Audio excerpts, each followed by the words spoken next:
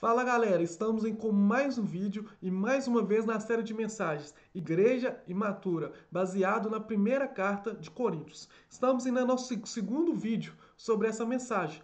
No último vídeo, na semana passada, vimos sobre duas características de uma igreja imatura, sobre as divisões que ocorriam na igreja, na época ali da igreja de Corinto, e também sobre a questão do crente maduro, o crente infantil, com o crente infantil, carnal, com o crente maduro e o crente espiritual.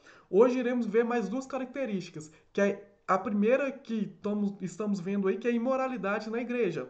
Olha só o que Paulo vai dizer. Por toda parte se ouve que há imoralidade entre vocês. Imoralidade que não ocorre nem entre os pagãos, a ponto de um de vocês possuir a mulher de seu pai. E vocês estão orgulhosos. Não deviam, porém, estar cheio de tristeza e expulsar da comunhão aquele que fez isso? Apesar de eu não estar presente fisicamente, estou com vocês em espírito, e já condenei aquele que fez isso como se estivesse presente. Quando vocês estiverem reunidos em nome de nosso Senhor Jesus, estando eu com vocês em espírito, estando presente também o poder de nosso Senhor Jesus Cristo, entregue esse homem a Satanás, para que o corpo seja destruído e seu espírito seja salvo no dia do Senhor. Esse texto está lá em 1 Coríntios 5, verso 1 ao 5. Então, as palavras que Paulo diz ali são um pouco fortes, principalmente no final. Entregue esse homem a Satanás, para que o seu corpo seja destruído, mas o espírito seja salvo. E por que Paulo está dizendo isso? Que uma das características da igreja de Corinto era a imoralidade. Uma das características da igreja de Corinto deveria ser coisas boas, deveriam ser santidade, e era imoralidade, porque a igreja de Corinto ainda era uma igreja imatura. E se na nossa igreja que eu falo, não é a nossa igreja local, não é o templo, não é as quatro paredes, mas se a igreja de Cristo de hoje, atual, do ano de 2020, ainda contém imoralidade na igreja, ainda é uma igreja imatura. E olha o que Paulo vai dizer.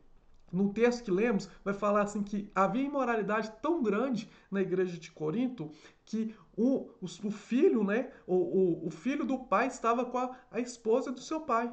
O filho estava com a esposa do seu pai. Né, estava dormindo com a esposa do seu pai, estava ficando ali com a esposa do seu pai. Olha quão grande estava a imoralidade. Aí talvez você pense assim, mas isso é muito absurdo. Isso a gente não tem na igreja de hoje. Isso a gente não vê nos dias de hoje, principalmente na igreja, né? Talvez fora da igreja a gente pode ver, mas dentro da igreja a gente não vê. Mas qualquer coisa que é imoralidade é um pecado e é um sinal de imaturidade. Qualquer coisa que tira o nosso foco do Senhor e coloca o nosso foco nas coisas carnais é um tipo de imaturidade. Imoralidade, nesse caso, não é somente o filho ficar com a esposa do pai, mas imoralidade é muito mais do que isso. Uma pessoa imoral é aquela pessoa que não tem nenhum temor contra nenhum temor com Deus. Ela é imoral. Ela perdeu o foco. Ela perdeu ali o senso. Ela perdeu a sensibilidade daquilo que é pecado, daquilo que não é. Ela não tem mais aquele alerta, porque não sei vocês, mas quando convertemos, quando renunciamos, quando aceitamos Jesus, vem sempre um alerta lá do nosso coração. Sempre quando a gente vai fazer algo que desagrada ao Senhor, vem algo lá no nosso coração e nos aperta, porque sabemos que aquilo que estamos fazendo está errado.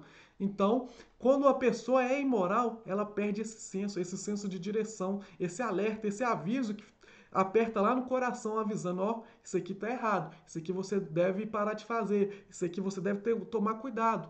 E quando a pessoa está imoral, ela perdeu esse senso, ela perdeu esse temor. E isso é um sinal de imaturidade dentro da igreja. Um outro sinal de imaturidade são demandas judiciais não resolvidas dentro da igreja. Olha o que Paulo vai dizer lá em 1 Coríntios 6, verso 1 ao 4. Se algum de vocês tem queixa contra outro irmão, como ousa apresentar a causa para ser julgada pelos ímpios? Em vez de levá-la aos santos, vocês não sabem que os santos hão de julgar o mundo? Se vocês hão de julgar o mundo, acaso não são capazes de julgar as causas de menor importância? Vocês não sabem que haveremos de julgar os anjos? Quanto mais as coisas desta vida.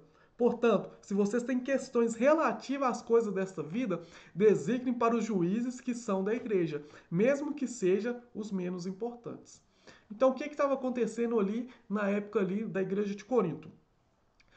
Os irmãos estavam brigando, eles estavam tendo divergências, eles estavam tendo queixas um contra os outros, e ao invés de levar isso para os líderes da igreja resolver, eles levavam isso para o tribunal do mundo, para um tribunal que não era cristão para resolver. E Paulo está dizendo: vocês têm líderes, vocês têm pessoas capacitadas, que eles resolvam o seu problema. Porque se vocês deixam pessoas de fora resolver o seu problema, é um sinal de imaturidade. Paulo vai além. Vocês não sabem que vocês devem julgar o mundo, vocês não sabem que vocês têm que julgar as coisas de menor importância, e não só isso, mas vocês não sabem que vocês haverão de julgar os anjos.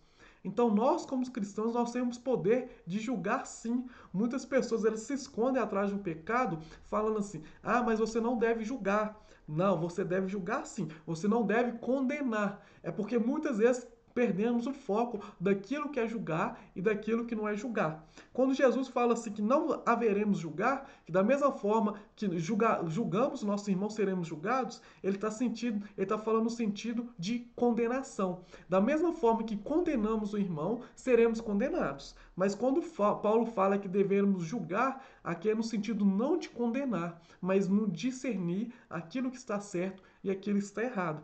Porque um juiz do mundo, um juiz quando você vai no tribunal resolver algum problema, alguma pendência que você tem, o que o juiz faz? Ele traz a condenação? Às vezes sim, às vezes ele traz uma sentença. Mas o que ele pega? Ele pega o caso A e o caso B e discerne para ver qual que está certo. O que Paulo está dizendo aqui, no questão de julgar, é em questão de discernir. Vocês devem sim discernir aquilo que está certo, aquilo que está errado. Nunca no sentido de dar uma sentença, de dar uma condenação, mas no sentido sim de discernir aquele que está certo, aquele que está errado, devemos sim. E quando não fazemos isso, quando não julgamos, não discernimos todas as coisas, estamos sendo imaturos. Se nos calamos porque achamos que estamos julgando a pessoa má, estamos sendo imaturos.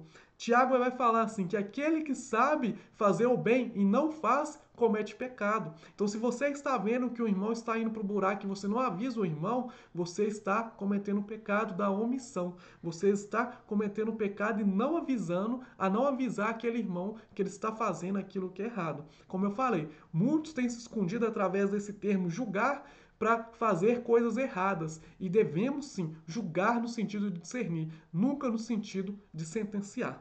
Amém, pessoal? Espero que tenha ficado claro essas duas características. E te espero no próximo vídeo. Que Deus abençoe você. Se você gostou desse vídeo, deixe o seu like e se inscreva em nosso canal.